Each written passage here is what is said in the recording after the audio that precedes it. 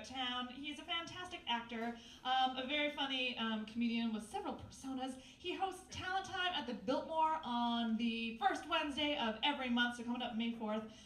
Please give it up for the very talented Paul Anthony.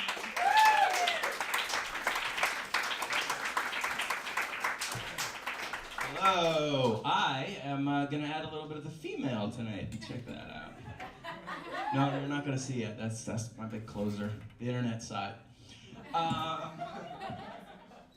This is amazing. It's a choose your own adventure book. Remember those? Yeah. And it's called Night of 1,000 Boyfriends.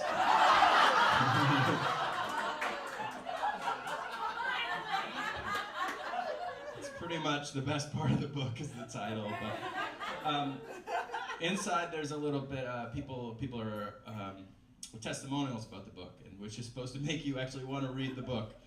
I don't know if it worked. Here we go. Like an interactive episode of Sex and the City. I read it 9 times. Erin, 28, publicist. This is says. I think she was the publicist for the actual book. Because the other one's like, everything I look for in a good book. Adventure, romance, and dozens of good-looking men. It's a book!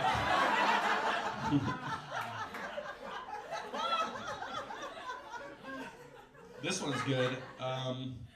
Finally, a chance to have cheap, meaningless sex without suffering any real-life consequences. Julie, 32, architect who's never heard of Craigslist.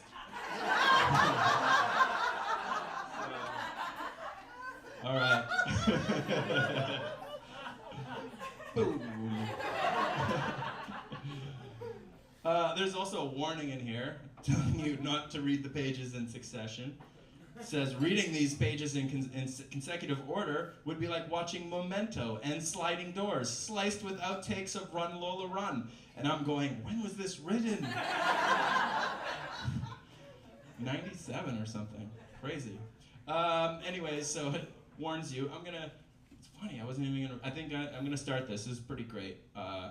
Okay, now remember, I'm gonna ask you where we're gonna go. And we're gonna go wherever you guys wanna go.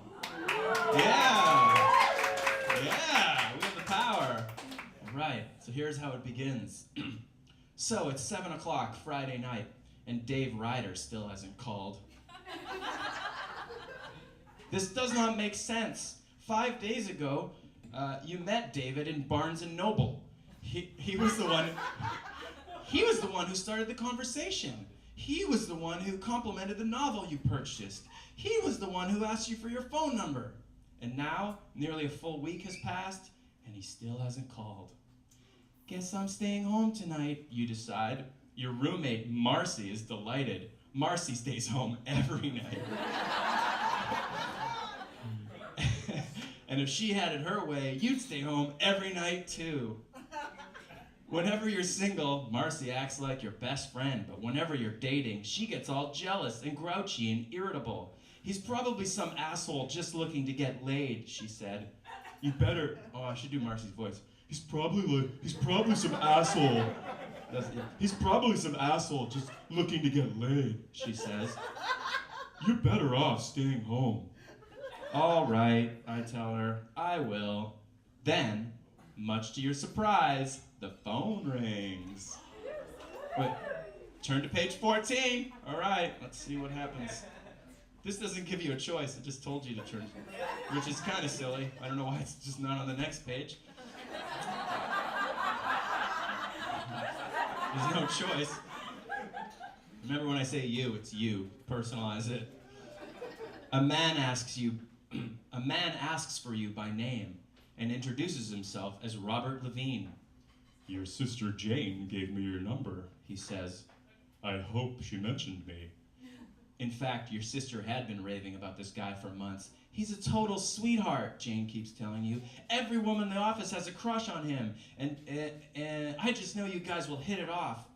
Sure, you reply in your best flirty voice. Sorry. Sure. I don't know how. I think Jane mentioned you. I don't mean to make women sound retarded, I'm sorry. Or to use the word retarded too, that was Too bad. That was a horrible sentence. All right. Well, I've got a bit of a problem, Robert says. My mother was supposed to fly in from Florida tonight, and I made dinner reservations at Carrazon. Carrazon, you ask? That place that has a 3-month waiting list? It's supposed to be out of this world. Again, when was this? Okay. I know, he says, but my mother's flight was canceled and she can't make it. Okay, I'm skipping till, hey, if you agree to meet Robert for dinner, turn to page 10. If you ask for a rain check and stay home with Marcy, remember she really wants you to stay home, then turn to page 3. Marcy? Marcy! Wow. And these are the people that actually came out of their house tonight. Everyone at home's going, go out on the date. I'm sorry, you tell Robert, but I've already made plans. Can we get together later in the week? Sure, that sounds good, he says, but you can hear the disappointment in his voice. Sorry. That was good. I'll call you. As soon as you hang up the phone, Marcy starts raving about the great time you'll have together. There's just so much we can do, she says. I've just written a new batch of poems. We could light candles and read them to each other.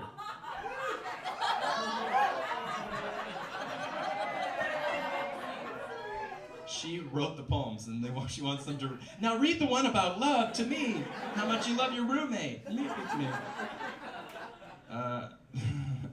There's the poems. Yep. We could light candles and read them to each other, or we could just get into pajamas and use the Ouija board. Yeah, just a casual night at home, summoning demons. Or we could wait. I know. Marcy runs to the bedroom and emerges with a battered video cassette of When Harry Met Sally, a movie she had watched once a week for the last 12 years. I just saw it last Tuesday, but we can watch it if you want. Okay, we got 3 choices now. If you want to light candles and read poetry to each other, turn to page 9. Number 2. If you want to put on your pajamas and use the Ouija board, turn to page 21. If you decide to watch When Harry Met Sally, that would be a really boring choice because it's a movie. I don't know how they're gonna. Ouija board? Ouija board? What about you at home? See if they write in. Anyone say anything? Quick? 5, 4. Nobody said anything. All right. Shouldn't. 21. Okay. I hope this is the end of this date. Like, I hope it just goes horribly wrong. That would be perfect timing. You and Marcy sit on opposite sides of the Ouija board and rest your fingers on the pointer. Go ahead, Marcy says. Ask the first question. Okay, you say. Will Robert call me back? You ask. Spineless women. They should really just love themselves. Look in that book. Because they're all beautiful. Compliments? All right. Let's hear it for women being beautiful! That's the easiest pander. Okay. So the pointer trembles underneath your fingertips and glides no. Then, moving more urgently, it begins to spell out the words. He, bad man, stay home with Marcy. She, good friend, don't take her for granted. It's true. It's all in caps, too. Isn't that crazy? And the 4 is the number 4. All right. The spirits wouldn't want to waste 2 moves. You're pushing it, I tell Marcy. I'm not, she insists. I swear to God, this is so freaky. The pointer continues spelling out words. Marcy, good friend, good poet. Good poet. Soon good man will love her and appreciate her inner beauty. And it'll probably obviously be the Sasquatch or something, the way they're talking, I guess.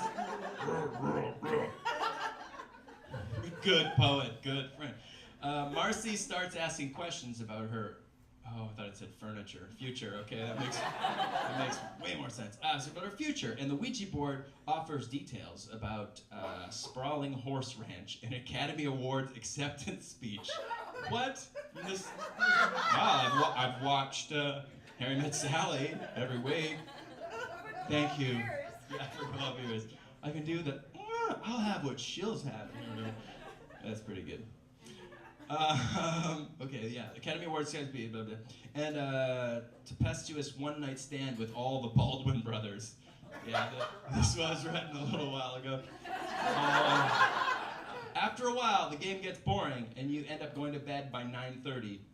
But as you fall asleep, you can't help but wonder how the night may have ended differently. The end, for real! Yeah, that one was the bad date. Good for us. Timing-wise, that was just really nice. See, so that's why that woman read it 9 times. That was probably her first choice. And then she's like, well, what if I...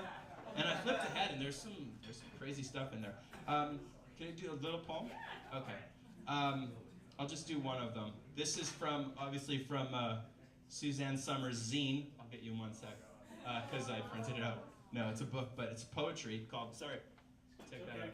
All right, it's called Touch Me, the poems of Suzanne Summers. Could I pick the worst angle? No? It's okay. I don't. It's all for these people here. Fuck the internet. Okay, this one's good. There's some good poems in here. I'm going to read this one called The Quiet Loneliness of Being Alone by Suzanne Summers. I like the gentle, quiet loneliness of being alone. Although I thought of a friend last night and almost called, but decided not to because my hair needed washing. And I don't know him well enough to look like I really do. Master thought of it. I like the gentle, quiet loneliness of being alone, knowing that someday soon, something will grow until everything's right.